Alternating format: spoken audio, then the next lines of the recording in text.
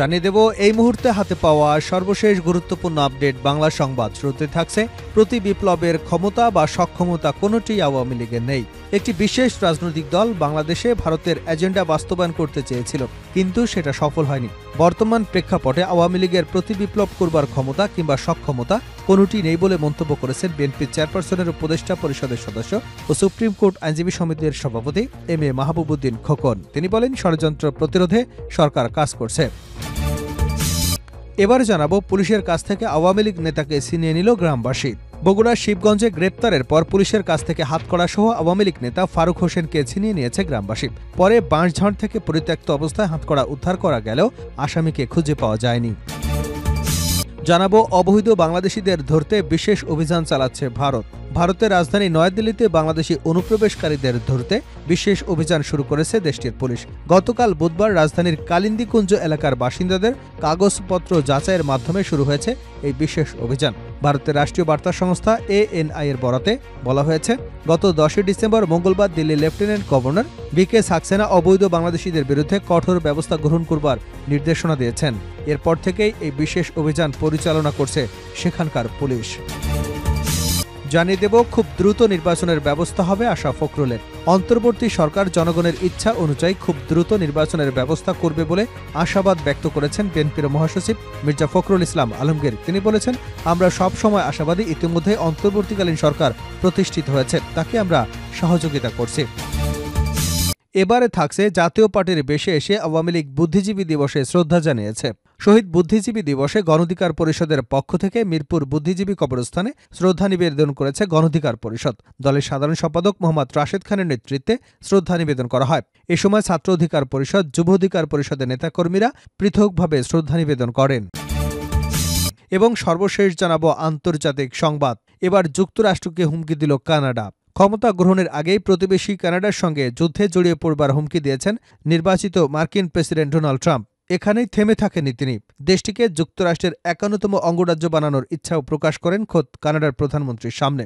এবার ট্রাম্পের এমন বেপরোয়া মন্তব্যের প্রতিক্রিয়া দেখালো অটোয়া। কানাডা ইঙ্গিত দিল পরাশক্তি দেশটিকে চাপে ফেলার। এতক্ষণ শিরোনাম শুনছিলেন, এবার বিস্তারিত। প্রিয় দর্শক, আপনি যদি এই চ্যানেলে নতুন হয়ে থাকেন, ভিডিওটি দেখতে দেখতে চ্যানেলটি সাবস্ক্রাইব করে আমাদের সঙ্গে থাকুন। আর এই ভিডিও সম্পর্কে আপনি আপনার মূল্যবান মতামতটি কমেন্ট বক্সে জানিয়ে দিন। আর হ্যাঁ প্রিয় দর্শক, জানিয়ে দিন ভিডিওটি কোথা থেকে দেখছেন। প্রতি বিপ্লবের ক্ষমতা বা সক্ষমতা কোনোটি আওয়ামী লীগের নেই। একটি বিশেষ রাজনৈতিক দল বাংলাদেশে ভারতের এজেন্ডা বাস্তবায়ন করতে চেয়েছিল, কিন্তু সেটি সফল হয়নি। বর্তমান প্রেক্ষাপটে আওয়ামী লীগের প্রতি বিপ্লব করবার সক্ষমতা কিংবা ক্ষমতা কোনোটি নেই বলে মন্তব্য করেছেন বিএনপি চেয়ারপারসনের উপদেষ্টা পরিষদের সদস্য, সুপ্রিম কোর্ট আইনজীবী সমিতির সভাপতি এম এ মাহবুবুদ্দিন খোকন। তিনি বলেন, ষড়যন্ত্র প্রতিরোধে সরকার কাজ করছে। আমরা সরকারের সফলতা কামনা করি, তবে যত তাড়াতাড়ি নির্বাচনী এবং জনপ্রতিনিধির সরকার হবে তত তাড়াতাড়ি ষড়যন্ত্র কমে যাবে। আজ শনিবার সকালে শহীদ বুদ্ধিজীবী দিবস উপলক্ষে মিরপুরে শহীদ বুদ্ধিজীবী স্মৃতিসৌধে বাংলাদেশ সুপ্রিম কোর্ট আইনজীবী সমিতির পক্ষ থেকে ফুলেল শ্রদ্ধা জানানোর পর সাংবাদিকদের এসব কথা বলেন তিনি।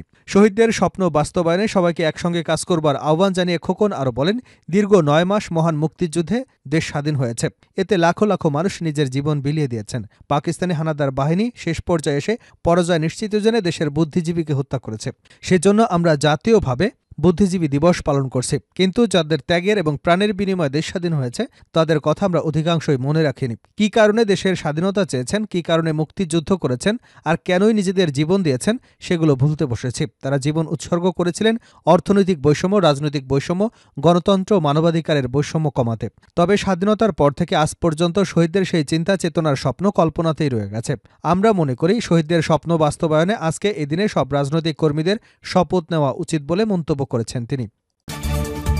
পুলিশের কাছ থেকে আওয়ামী লীগ নেতাকে ছিনিয়ে নিল গ্রামবাসী।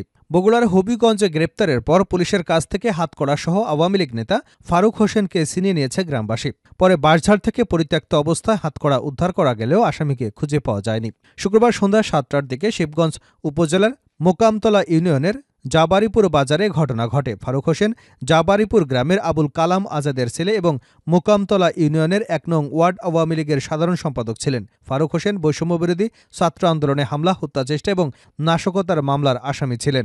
স্থানীয় এবং প্রত্যক্ষদর্শীরা জানান, ফারুক হোসেন ওই বাজারে বসে আড্ডা দিচ্ছিল। এ সময় শিবগঞ্জ থানার এএসআই তাহের এবং মোকামতলা পুলিশ তদন্ত কেন্দ্রের ৭ থেকে ৮ সদস্য অভিযান চালিয়ে ফারুক হোসেনকে গ্রেপ্তার করে। পরে হাতে হাতকড়া পরিয়ে থানায় আনার সময় গ্রামের ৪ থেকে ৫০০ নারী পুরুষ পুলিশকে ঘেরাও করে তাকে ছিনিয়ে নেয়। এলাকাবাসীর দাবি, ফারুক নিরীহ মানুষ, তাকে অযথা গায়েবী মামলায় আসামি করে হয়রানি করা হচ্ছে, তাকে আমরা গ্রেপ্তার করতে দেব না।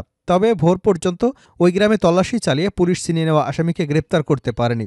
ভোর ৪টার দিকে স্থানীয় একটি বাঁশঝাড় থেকে পরিত্যক্ত অবস্থায় হাতকড়াটি উদ্ধার করেছে পুলিশ।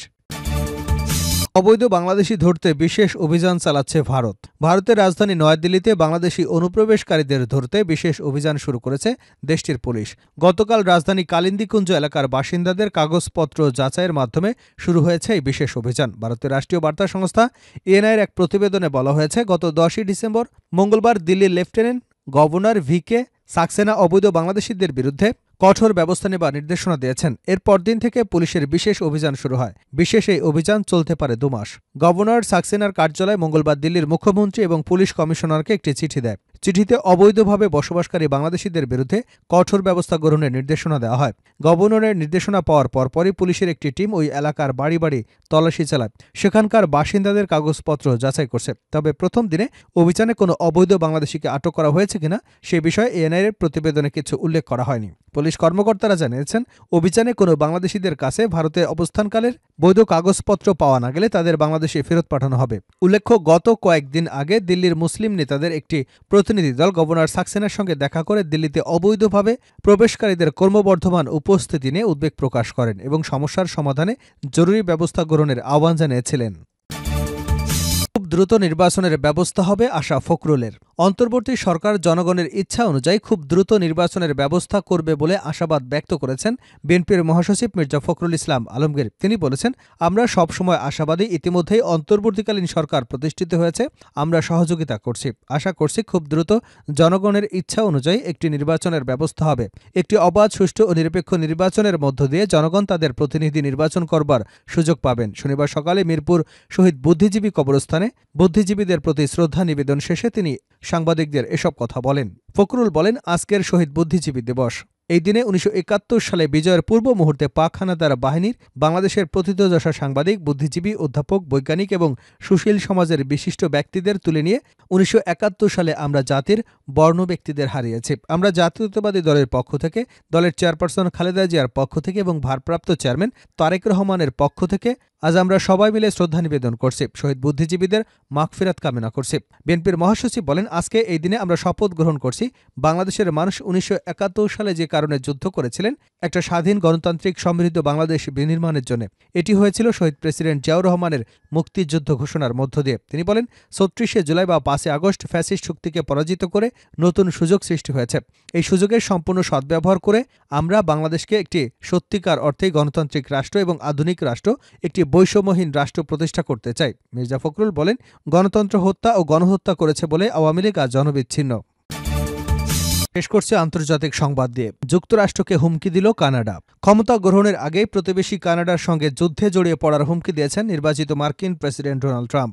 সেখানে থেমে থাকেননি তিনি, দেশটিকে যুক্তরাষ্ট্রের ৫১তম অঙ্গরাজ্য বানানোর ইচ্ছা প্রকাশ করেন খোদ ডোনাল্ড ট্রাম্প। এবার ট্রাম্পের এমন বেপরোয়া মন্তব্যের প্রতিক্রিয়া দেখালো অটোয়া।